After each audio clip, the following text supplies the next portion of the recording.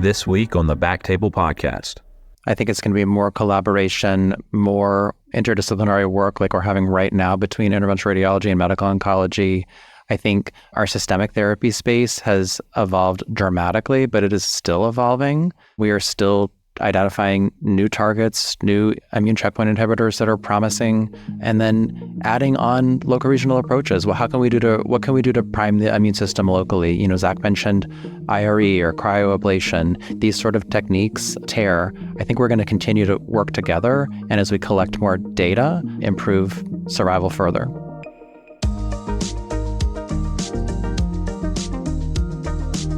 Welcome to BackTable Tumor Board, your source for the latest on multidisciplinary cancer care. I'm Tyler Sandow. I'm an interventional radiologist at Ochsner Health. I brought in some experts to talk about advanced HCC. To my left is John Mizrah, one of my oncology partners at Ochsner Health. And to his left is Adam Burgoyne, another medical oncologist at UCSD. To my right is Zach Berman, interventional radiologist at UCSD. And to his right is Lingling, another one of our medical oncologists at Ochsner. Thank you guys for coming today. I think the important thing is in the last 4 or 5 years, immunotherapy has taken the scene for advanced HCC, but a lot of us don't quite understand how immunotherapy works. Would one of you guys take the lead on this and explain immunotherapy to me as if I were in high school or if I were in undergrad? Adam, can you explain it, or John? I was going to say, I already talked to you like you're in high school. So. No, thanks. Well, then let's let Adam talk. Yeah, we'll let Adam start. And I'm happy to kick it off, yeah. The way I think about immunotherapy, explaining it to patients, is that people understand that they're exposed to various foreign things in their lifetime, infections, bacteria, viruses, and that your immune system's natural reaction is to fight that off. And the problem is that the immune system, particularly the T cells, have what we call immune checkpoints, which are kind of breaks that kind of are a checkpoint to make sure that the immune system doesn't get overengaged. And one thing that cancers do as they get smarter over time to evade the immune system is express signals that tell the immune system to quiet down and not do its job. In the way that monoclonal antibodies that we use as immunotherapy that block that immune checkpoint, it releases the brakes, doesn't allow that cancer cell to talk to the immune system in a negative way, and then in turn revs up the immune system and allows it to do its job to attack the cancer. Wow. So you did that in 30 seconds. You probably explained it in incredibly simple terms. I think that's great. Now, what mechanisms of action or what kind of, I think this is important for us to know on the interventional radiology side, but also I think anyone that works in HCC, what kind of mechanisms of action are you looking to break with these immunotherapy agents? So, I think the two main ones that we're using in the HCC space are PD-1 or PD-L1. So like Adam was saying, that interaction that's happening PD-1 and PD-L1 are happening really in the tumor microenvironment. So, you have a tumor in the liver, you have it spreads to the lung, and the interaction of the T cell with the tumor cell is that PD-1, PD-L1 interaction. So that's where drugs like nivolumab, durvalumab, pembrolizumab, these drugs are interacting at that level. The other one that we use are the CTLA-4 agents, so that blocks CTLA-4. That's where you're getting ipilimumab or tremelimumab, among others. Those are the ones that we're using a little bit in HCC. That interaction's usually happening in areas like the lymph nodes, so a little bit higher upstream.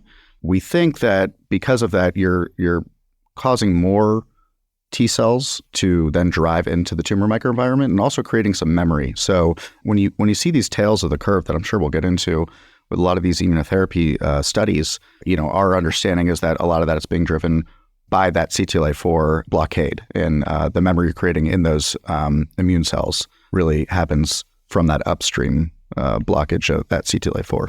So a CTLA-4 inhibitor is like a tremelimumab, right? Tremelimumab. Yeah, I'm never going to get the word. I'm from South Louisiana. We're never say it again for me so we can say it right. We'll have it said right. We'll have you spell it too. Yeah, I don't. Tremelimumab or Imjudo is the perfect quote unquote easier way to say it. You can say Tremi too. Tremi. Well, thanks. Tremi makes a lot of sense, but I was trying to be fancy and then I did it wrong, and so I'm done.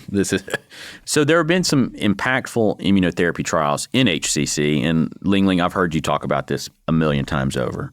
Can you describe some of them for me? I guess the first one we really know about was Embrave, right? Right. I think Embrave 150 is the first one that came out in May 2020, and that was really the landmark trial that put frontline immunotherapy on the stage, that everybody has been using immunotherapy in the frontline setting ever since then.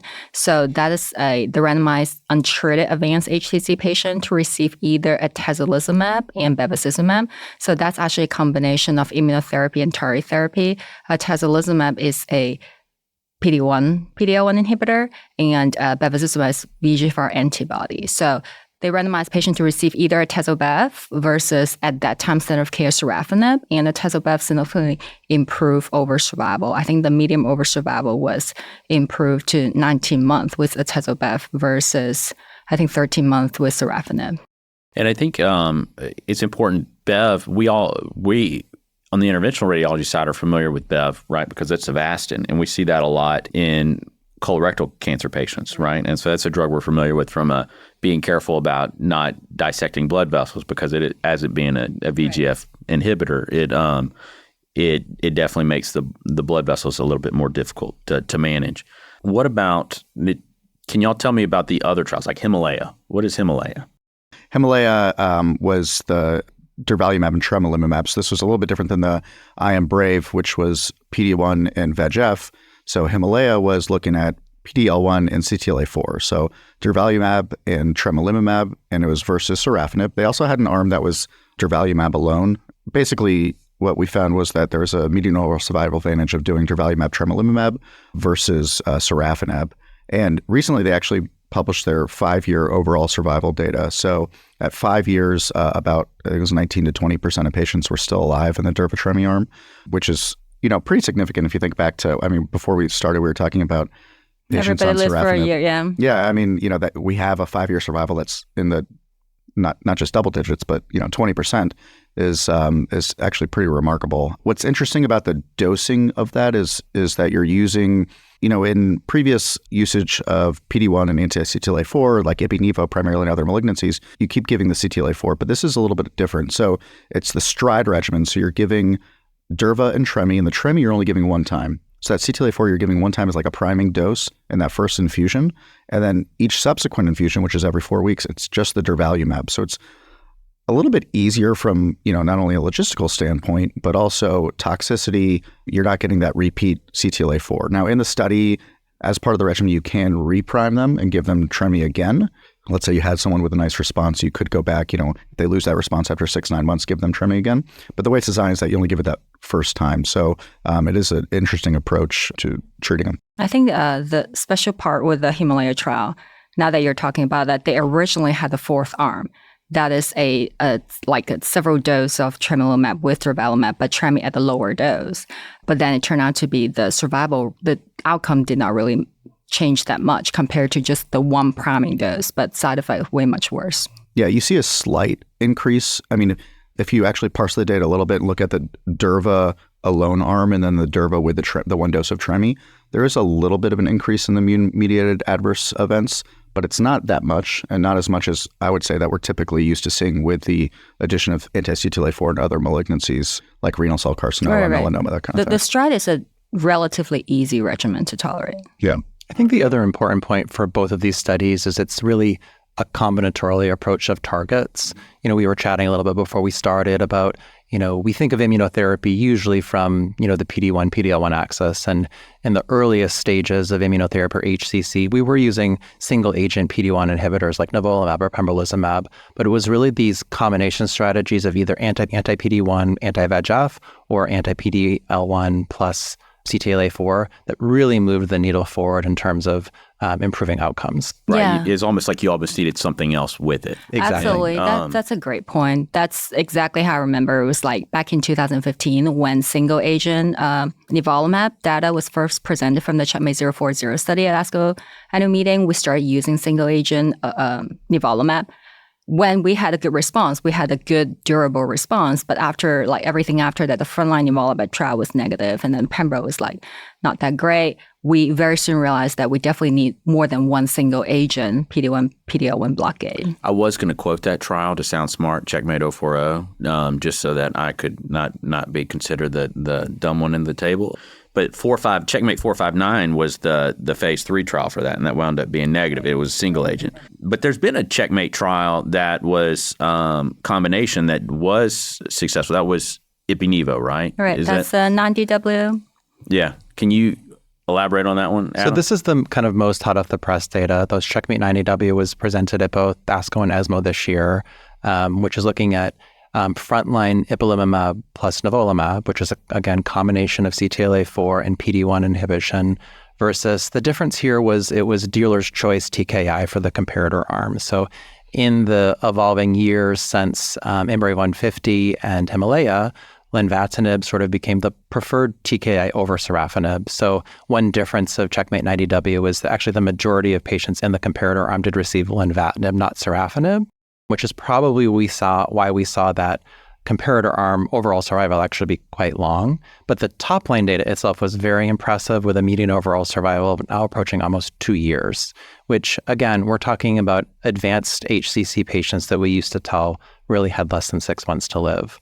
The trade-off here, as we're thinking about all of these regimens now that we have access to, is we do know that ipilimumab does have a higher rate of immune-related adverse events in these combination strategies with Nivo, and a bit higher than the other dual immune checkpoint blockade strategy with STRIDE that we already have access to. So, this is, still awaiting approval in the frontline setting. We're still waiting on the final publication of the data. It's certainly encouraging and exciting, but how it's going to fit into our treatment landscape, I think, remains to be unseen. Yeah, I think the dosing part is very interesting. It's when our GI oncologists look at a GI trial, a lot of GI trial, when they're using Ipi-Nivo for GI cancer, they actually use a more tolerable regimen, which is ipilimumab at 1 milligram per kg plus nivolumab 3 milligram per kg.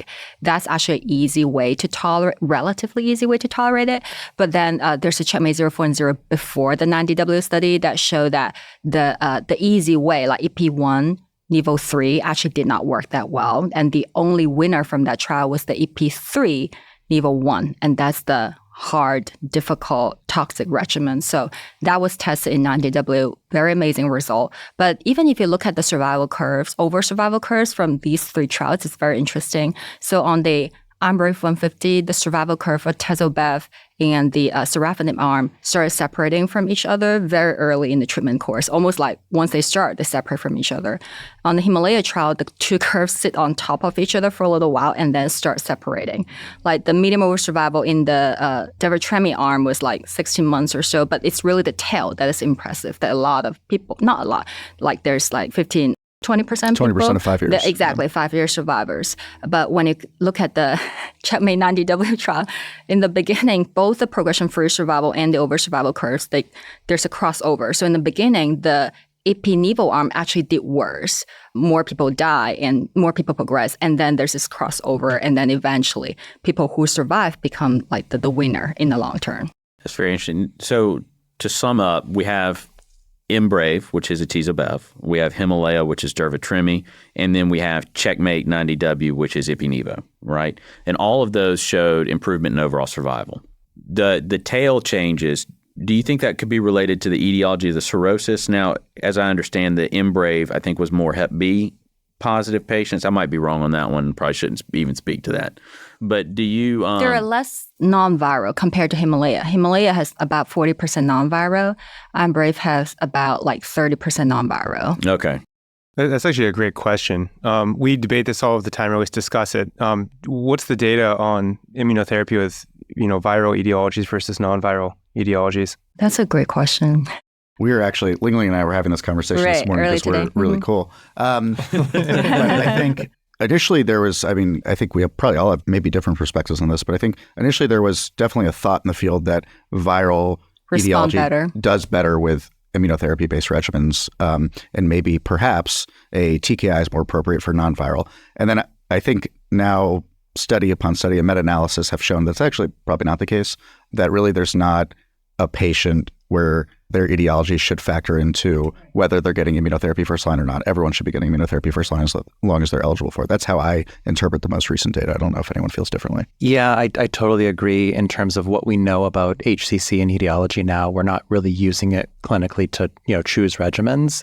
And then I think we all do have different schools of thoughts on this. My personal bias is that if you look at the preclinical data that initially looked at this sort of non-responsive, potentially viral-driven HCC, there was this exhausted T cell population. And, at risk of sounding like a hospital administrator, I think of this more as a opportunity to overcome that resistance because we know that these combination strategies are important. And because these regimens are tolerated, we can bring in third agents. We can have triplet regimens that perhaps would overcome that T cell exhaustion and make that cold tumor hot, if you will, and allow patients to respond to immunotherapy regardless of etiology. And I think as we learn more about that biology, perhaps viral versus non-viral etiology will become more important. Okay. I might hit you back up on that triplet therapy in a minute. Obviously, all of these trials showed improvements in overall survival. Are there any other things that you look at as an oncologist? Do you look at any other factors or any other outcomes other than overall survival? Response rate. Response rate? I do care about response rate. When people are very symptomatic, high tumor burden, I tend to pick the one that has the highest response rate. I think in terms of efficacy outcomes, overall survival's to me the most important. Response rate in the right patient matters. In some patients it doesn't really matter, right? They have asymptomatic disease and a few lung mets. I mean, I don't know that really matters what the response rate is per se. I think the other thing is, we've been kind of alluding to these tails of the curve. I think these long-term landmark time points matter. So in Himalaya, you might see a difference of median overall survival of just a few months between the experimental and control arm. But in terms of those curves separating, you having a chance to be alive at 4 or 5 years down the road, I think that's a meaningful endpoint too. Is what the 3, 4, 5 year overall survival is, because ultimately that's what patients are looking for. I think an extra few months is obviously not nothing, but years is what's really going to make a difference in outcomes. Okay, so another point about these trials, and obviously you would enroll people with bad liver function in a clinical trial. That makes no sense because you don't want to have a bunch of decompensations that make your outcomes. Yes, So all of these trials looked at patients with preserved liver function. They were all Child-Pugh A, and there may have been one of them that did B7, but I believe they were all Child-Pugh A. Is that what we typically see in practice? Are you looking at an advanced patient yes, this is Child-Pugh A, they're going to get immunotherapy. It makes total sense. What do you see in practice? What's reality? The reality is we don't have that many Child-Pugh A patients. The majority of patients, they're pretty beaten up. I would say maybe 1/3, definitely less than 1/3 is Child-Pugh A. We have a lot of Child-Pugh B, and we also have Child-Pugh C. That is not uncommon. Yeah, I totally agree. It's a problem that we have that the trial population does not represent the real-world population of HCC that we see. We also see a similar breakdown here in Southern California of various degrees of liver dysfunction in our patients. And there are a few studies that are actually attempting to answer this question. So there are some ongoing studies for both the Tezobev, the Kiro study, as well as for Durvatremi, the Sierra study, which are specifically trying to address this data gap of enrolling patients that have slightly more advanced liver dysfunction, the Child-Pugh B population, to see if at least this regimen is safe for us to give. We know from real-world data that's presented in our own clinical practice that it is safe. We do it every day. But actually collecting that data in a more formal way to look at both safety and efficacy, I think is going to be an important addition to the data. Yeah, and I'll only add that we actually submitted for GI ASCO this year our data about what percentage of our patients are in each Child-Pugh category at the time of initiation of systemic therapy. And so it's not everyone we're seeing, it's just at the time the patients we're actually treating. No, so they it's were a little actually bit biased. selected, there's at least a candidate for systemic Correct. treatment. And right? I think our Child-Pugh A was in the 40 percentage. So obviously we're screening out some patients who we decided are not candidates. Exactly. Yeah. When do you say that this is not a good patient for immunotherapy, right? So obviously first line advanced HCC, they come through and you see this patient, you're not really thinking immunotherapy here. When do you say that? And then I guess, what is your next thought? I think there's some very obvious thing that you can see is I'm not treating this patient. Of course, patients after transplant, any type of transplant, a lot of patients come to us after liver transplant. I would not give them immunotherapy. It's too risky. And then people with horrible autoimmune disease like bad lupus, like even bad Crohn's, and bad autoimmune hepatitis for sure, I don't think it's worth risking it. And then very poor performance status. I would say like ECOG performance status 3 or 4, like in a wheelchair, can hardly get out of a wheelchair. I'm like, forget about immunotherapy. Like it can potentially make you even sicker. And then poor liver function for sure. If you really go by the NCCN guidelines, CHOP-UC, the recommendations like palliative care and hospice, both on NCCN guideline and BCLC staging, right? When we first started having single agent PD-1, PD-L1 blockade, I treated a few patients with CHOP-UC with like single agent PD-1, PD-L1 and did not work out well at all. Their liver just too poor. So when you say bad liver function, are you looking at Child-Pugh status? Are you looking at bilirubin? Are you looking at albumin? Are you looking at it in combination? What does bad liver function mean to you? It's also a very heterogeneous concept. For me, like Child-Pugh for sure is bad liver function. And sometimes like I do find that my patient with hepatoencephalopathy, a lot of them, they cannot tolerate any treatment. Like when you start treating them, the encephalopathy really get worse. And even refractory ascites, I do find that it get even worse after systemic treatment.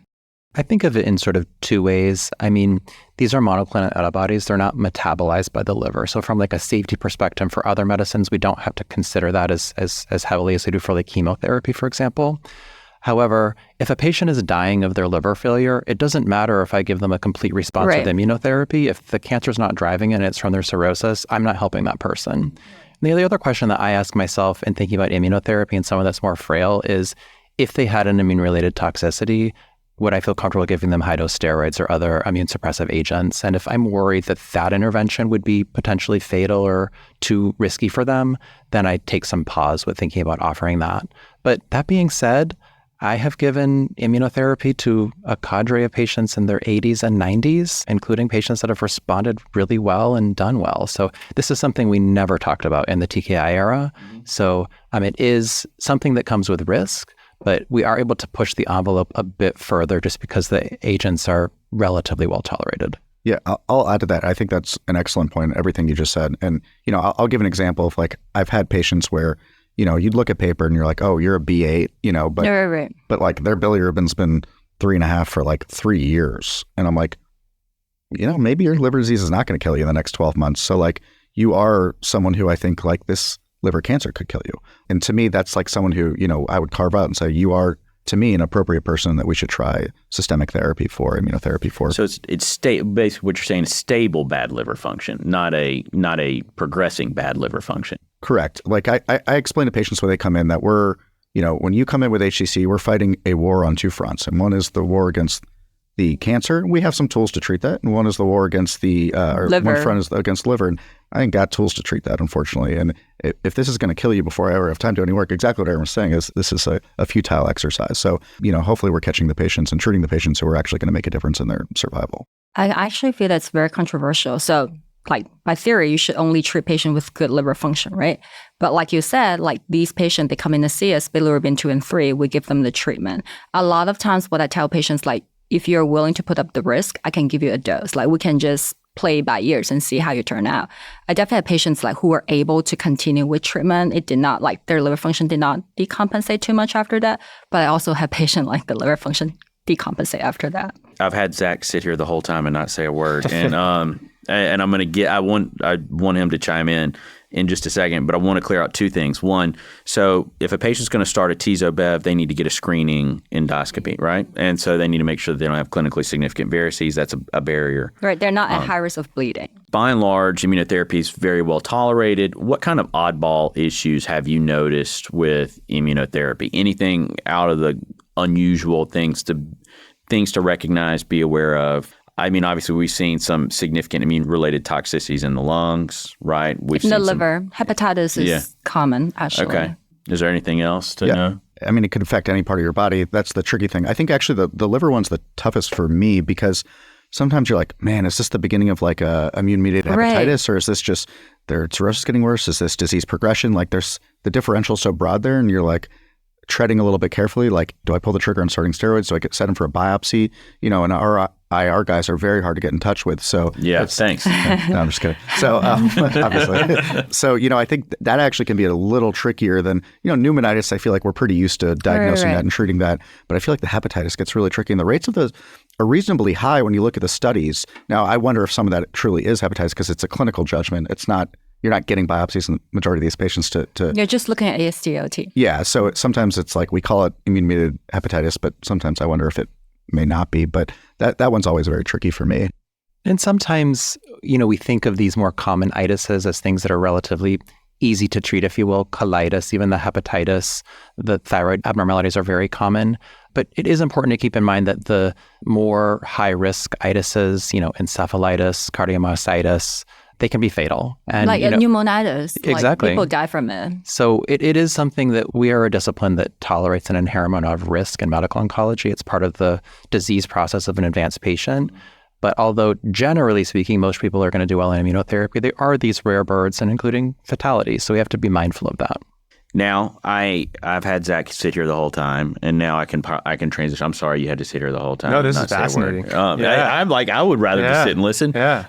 I want to talk about combination therapy because I feel like that we are making massive waves with combination therapy. I think we're seeing incredible outcomes. Part of my approach is if a patient, even in the early stage, if a patient has a big tumor or they have multifocal disease, they may not be in the BCLC category. They may not be BCLC-C or that far B. But if they're not going to go to transplant, and they might benefit from a dual phase approach, I think combination makes total sense in my opinion, assuming the patient can tolerate that. So I wanted to get y'all's take, and then I want to loop in Zach on how to tackle this. When do you make the decision on combination? When do you say, I want to not only just treat with immunotherapy, but I might treat with Y90? Or Zach, when do you say this patient would be great from a local regional, but immunotherapy might make total sense to boost an outcome? So I'll start with data, and then we can devolve into what we actually do in real life. But the two trials that we know about were LEAP-12 and EMERALD-1, looking at the combination of TACE plus various forms of systemic therapy with immunotherapy and either bevacizumab or immunotherapy and lenvatinib. Both of those trials were technically positive. Their primary endpoints were progression-free survival, and we're still waiting in both trials for overall survival. And so we'll start there. Is that we do have some evidence that at least from a progression-free survival, TACE extends onto. Although I don't think we've treated one patient off trial with TACE in immunotherapy. So we've resulted to mostly Y90. And there are two trials open right now, ROWAN and then EMERALD Y90, both single-arm phase 2 trials to hopefully address that. But in real life, we're doing mostly Y90 in combination. I think there's a lot of reasons we do that. The first one is Y90 is just a better therapy than TACE. A little controversial, but I think true. But then also to a second degree, and you said it earlier, and I think perked my ears a little bit, is this concept of the tumor microenvironment. And can we alter the tumor microenvironment and figure out how we can potentially overcome exhaustion, as you said as well. And these are all just theoreticals right now, but we're starting to get a better understanding of how can we alter the tumor microenvironment, whether it be with radiation or some sort of ablation like cryoablation or electroporation, or other types of intraarterial therapies or percutaneous therapies like intraarterial immunotherapies, or percutaneous injection of like herpes virus, like modified herpes viruses, right? And so all of this is to say that there's probably going to be in the future a lot more combination with proven known effective therapies like Y90 or TACE, and then also in the future intraarterial immunotherapy or percutaneous injection of some sort of immunomodulating factors is how I view it. Yeah. Yeah. What do you guys think? No, I think that was great. And I mean, that's where the data is. And I agree that at Ochsner, we're very similar to you guys. And, Tyler could speak on behalf of us using way more, radioembolization than chemoembolization. But we are doing a lot of combination. I would say the folks that we kind of considered, and obviously BCLC-C, but in the BCLC-B area are exactly what you alluded to earlier. If we know a patient's really not on a transplant route, then we're much more comfortable introducing immune checkpoint inhibitors earlier on in their disease course. And then, if we see a patient who's gotten a Y90 or two, and you kind of see the disease is outpacing the ability of the local therapies to control it, I think that's when we're also saying, hey, this is, or if it's a giant tumor and maybe they don't have vascular invasion yet. Exactly. May not be strong enough, then we definitely feel very free to add on some systemic therapy. And I want to pause here and say, like, I think that helps with the collaborative nature of how we all behave. And I know that you guys do it in San Diego as well. The collaborative nature, like, it's very easy for me to say, hey, I've hit this thing with Y90 twice, and it's just progressing outside of my treatment zone. And I can keep chasing this, and I know that I can keep treating it, but I'm losing the race right now. And so what makes the most sense in terms of taking care of this patient? And then it's having a quick interaction with y'all. Hey, guys, treated it twice or treated it once, and it looks like it's progressing pretty quickly. What do you think about immunotherapy here? And, especially in somebody that has preserved liver function, I mean, throw more at it. I like the concept of it. If they're not going down the transplant route, it makes a lot of sense to combine. It's somewhat of a culture change though, right? Like yes. Traditionally, it's all local regional therapy is possible, and then you're done with local regional therapy, never to get local regional therapy again. They go into systemic, and then, at least in my clinic, just lost forever, right? Right. And medium over survival of 10 months with sorafenib. Yeah, right? And so that's kind of how it was, right? And so it's a culture change a little bit, even from, at a tumor board level, like when you have a discussion, right? It's we're no longer just doing local regional therapy until they either can't tolerate it or have had too much progression, right? Mm-hmm. I don't know what the right answer is. We're all kind of trying to figure it out as we go until we have better data, but it's definitely changing pretty quickly. I do think all of these studies are very important, though. At the risk of busting the chops of my IR colleagues, you guys have a lot of tools in your toolkit. Uh-huh. And instead of just doing these things and seeing what happens, I think it's important that we study these things in a prospective way. Because yes, the scenario that you outlined of my Y90, we did it twice, we look like they're progressing, we need to move systemic therapy. That's a pretty easy conversation for us to have. But if you look at these other studies where you're prospectively committing someone to a combinatorial approach of either TACE plus systemic therapy or TARE plus systemic therapy, those people are going to be on systemic therapy for a long time. Right. And we want to make sure that they're actually deriving an efficacy benefit, and that, particularly for LEAP-12, I mean, that's using lenvatinib for a prolonged amount of time, which has a lot of toxicity. So we want to make sure we're really doing what's best for the patient in terms of improving an outcome, not just doing something to make ourselves feel better. 100%. I totally great consideration there. Yeah, that's why I think 100% agree with you. And I think what Zach was saying earlier is that, yes, these are positive studies right now because PFS, progression-free survival, is shown to be beneficial. But if these are not improving overall survival, I would say these are negative studies, right? I mean, that's what we care about. We're not making their lives any better by putting them on lenvatinib every day. Immunotherapy, most people tolerate fine, but it doesn't make you feel any better unless we're treating your cancer better. But what we care about is survival, overall survival in those patients. So, I think the jury's definitely still out. If we're not moving that needle, then I would say we're this will be a not the right approach. So we talked about it more in the B side, but what about the C's? The people that would be candidates for, first-line immunotherapy, right? Do you just look at it as a immunotherapy only thing? Like, let's say somebody has portal vein vascular invasion, automatic BCLCC, but they have preserved liver function. Are they only going to get immunotherapy? Would you consider a combination approach with immunotherapy and Y90? What is your thought process to that? Usually, like Y90 works pretty well, right, for portal vein thrombosis from the tumor. If their performance status is great, liver function can handle it. If it's C purely because there's like portal vein thrombosis and eligible Y90, usually I combine both. Well, again, this is a bit of a data gap for us. And I think you make a very good point that BCLC patients are also a heterogeneous group. We think of the Bs as very heterogeneous as they are, but there's a big difference between a patient that has a 3-centimeter tumor with, VP1 invasion versus someone that has peritoneal caking and lungs full of metastases. Mm-hmm. So I think that when we're thinking about combinatorial strategies, there's really maybe two considerations. Is there something you all can do loco-regionally to prime the immune system, to stimulate it, to have some synergy with the immunotherapy?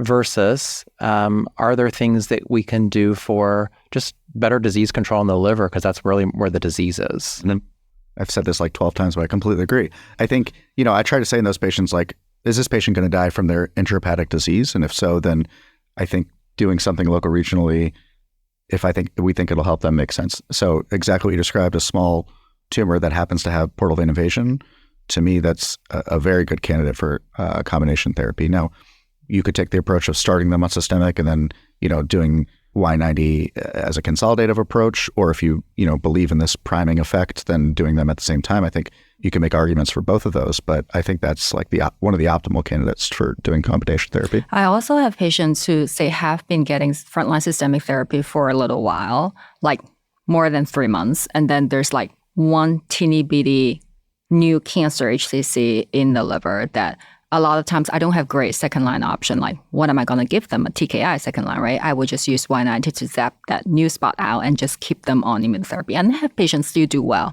Okay, next question. If you go down the combination route, does it matter when you stage, imagine the majority of us are all probably going to do Y90 in the U.S. as a combination for the local regional approach in combination. Does it matter when you start immunotherapy in relation to the Y90? Because I think it's a question we get often. It's like we'll hear it from other interventionalists, and they'll say, when do I tell our oncologist, when do I have my discussion with our oncologist about when I should do my Y90 in relation to immunotherapy? Should I do it before? Should I do it after the first dose? Should I do it after they've been on it for a while? When's the right time to start Y90 in relation to immunotherapy? So there are a few studies on the combination, systemic plus Y90, all very small, like 20 plus patients or so, but different study designed it a different way. Some give Y90 a week before systemic immunotherapy. Some give Y90 like 1 to 2 weeks after. From all these like small trials, I don't think it matters how you sequence it. I would say definitely not like the day after Y90, I'm giving them immunotherapy. The liver enzyme may still high be at that time, but I think if you space everything out 1 or 2 weeks apart, in my experience, it doesn't matter so that much. But of course, I don't give bevacizumab before Y90. I agree. I don't think we know from a tumor biology perspective what's best, and the studies that have been done are very small and weren't really powered to ask that question. I think we can comfortably say it's safe, so we all feel comfortable doing that. But, as you all know, it can be challenging for us to know when to introduce immunotherapy in terms of what are we going to monitor, because there's so much inflammatory response after the tear.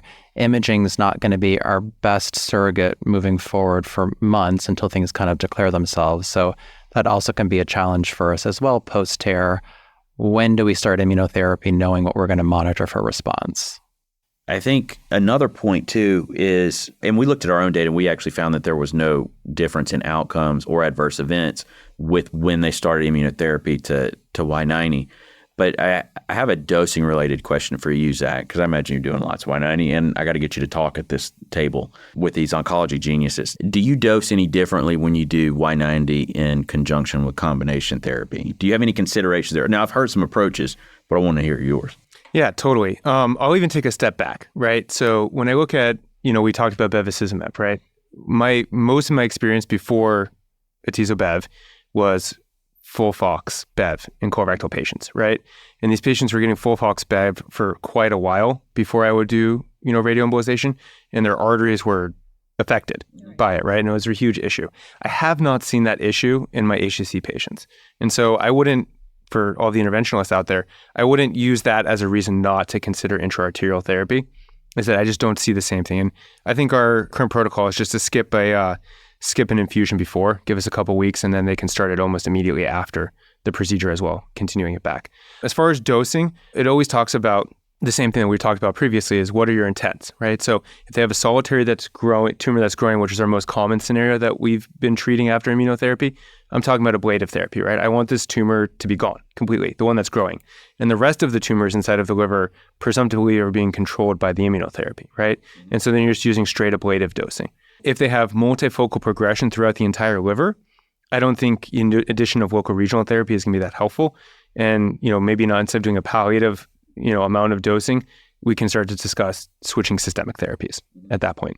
And I have a similar approach to you. If you can ablate it, if you can give an ablative dose, ablative dose. I've also seen these patients that have been on immunotherapy that have, when we talked about this in that dosimetry session, where they have disease that's controlled, like they're not non-progressing disease, but not necessarily responding disease. They seem to be in this state where if you flick them hard enough, they're going to die. Like they don't necessarily need a massive ablative dose, but they just need a decent dose to be stimulated to die. And we had a couple guys. We had one guy that was thinking he was headed to hospice, and he had controlled disease. We wound up Y90 in him. He had stable disease, but he was not progressing, but he wasn't loving immuno. It was under control. We Y90'd him. Now he's back to playing music in Mississippi, which I thought was really cool.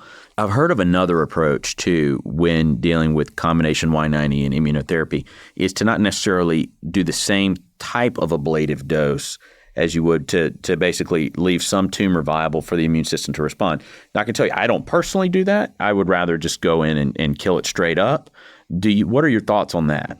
Yeah, so I don't know if I would necessarily do that just to do it. I understand the complete physiology and reason why you'd want to do it. I think the idea of partial ablation with immunotherapy is very intriguing, and there's some early evidence in melanoma prospectively to show it.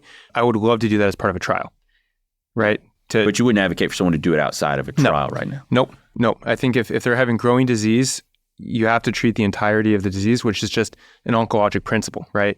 Basic oncologic procedures are not, I'm going to take out 2/3 of the tumor and just leave some behind. Right. Until a patient would have, I think in my opinion, a patient should understand the risks of what they're doing before having that done. And a clinical trial is the best way of doing that, where there's a very thorough informed consent. Okay, so before I get goosenecked out of here, where are we headed? What do you see the stage for HCC? Because I think this is going to be, I think the forefront is we're going to see immunotherapy improve overall survival. I think combination's going to, I think anecdotally, we see incredible response. Adam, I think you brought up great points. When does it matter? I'll make sure we're not adding any additional harm for no benefit to patients. Where are we headed? Where do you see the next 5 years for HCC treatments, particularly in the BCLC FAR Bs and Cs? Where do you think we're going? I think it's going to be more. I think it's going to be more collaboration, more interdisciplinary work like we're having right now between interventional radiology and medical oncology. I think our systemic therapy space has evolved dramatically, but it is still evolving. We are still identifying new targets, new immune checkpoint inhibitors that are promising. We talked a little bit about triplets, and then adding on local regional approaches. Well, what can we do to prime the immune system locally? Zach mentioned IRE or cryoablation, these sort of techniques, I think we're going to continue to work together, and as we collect more data, improve survival further. Yeah, I don't have much to add there because I think that's hitting the high points. I think moving systemic earlier, which we're already doing, is going to be a big approach. I do think we're kind of exhausting all the combinations we have of currently therapies that are approved and putting them on the front line. I think we've kind of run out of stuff to do there. So I think finding the next wave of what's going to make the next change, instead of 5-year survival being 20%, getting up to 40, 50%. I don't know. I mean, obviously, if I knew, I would tell you. But I think, I'm curious to see, because I think just, the triplets or adding the TKI to the immunotherapy, I think we're kind of, we've exhausted that approach a little bit. Right. I think it might be working regarding triplet, adding a third agent. We might be working more on the immunotherapy perspective, such as anti-TIGIT and everything. And then exactly echo what you said, we might move some, say, Y90 into advanced stage and try to prime the immune system and everything. I think the other thing is just my thought. I don't think we're there yet. Is we all know that immunotherapy is our one and only best card for patients with HCC, right? After they progress, we don't really have anything that is great for them. After they progress on immunotherapy, or they are just refractory to immunotherapy, if we can prime them, if we have this magic drug can prime them to be sensitive to immunotherapy again, I do feel that will prolong their survival, but I don't think we're there yet. Right. If we could find better predictors of who's going to respond to immunotherapy and then use that to make the non-responders respond, I mean, that would be the golden ticket for every cancer, but especially I think for HCC, because there are so many people who do respond to immune checkpoint inhibitors. And I think there's a lot of variables that we just don't have a lot of knowledge on right now. And I think that's going to be predicting the people that need more and predicting the people that maybe you can hold back on or you might need to change your treatment strategy on. As we're talking about this, I think it's important to highlight, I don't see this as an opportunity where we see IR is going to treat less patients or oncology is going to steal your patients. This is one of those where I see it as a rising tide raises all boats. This is one of those where we're actually probably going to treat more patients rather than less, because we're going to find ways to synergize, provide better long-term outcomes. I look at this as a massive win for all of us. I don't see this as IR is going to do less local regional. I actually think of it in the opposite sense. I think we stand to see IR doing more local regional and more local regional in combination with immunotherapy. And at least that's my take. I don't know, what do you think, Zach?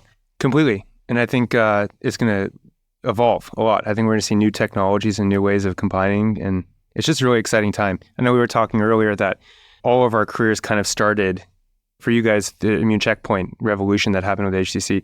But for us, Y90 really much changed from the beginning of my career to now too. And so for both medical and oncology and IR, we're seeing rapid change, and it's really exciting. Yeah, that's how I feel. I think both IR and Med-Onc, we're having like larger and larger patient pool. Like IR is gradually moving the local regional treatment towards a little bit more advanced later stage. And us too, we're definitely treating more like intermediate, even earlier stage patient. But that will come to what Adam just said, that sometimes IR sends us the patient, but it's like 3 teeny bitty dots in the liver. Then we may want to say, hey, I'm just going to sit tight and see what the next show.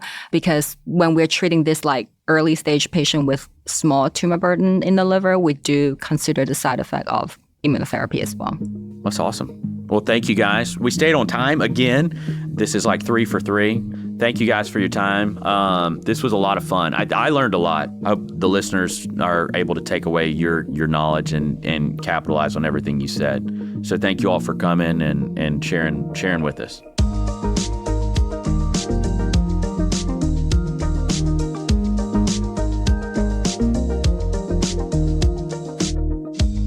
Thank you so much for joining us on BackTable Tumor Board. If you haven't already, be sure to follow and subscribe, rate the show 5 stars, and share with a friend. If you have any questions or comments, direct message us at _BackTable ONC. That's _BackTable ONC on Instagram, X, Blue Sky, YouTube, or LinkedIn. Our production team is led by Kieran Gannon, Aaron Bowles, and Josh Spencer. Design and digital marketing led by Brian Schmitz. Social media and PR by Ann Dang. Administrative support provided by Judy Dela Cruz. Music by Aaron Bowles. Thanks again for listening. See you next time.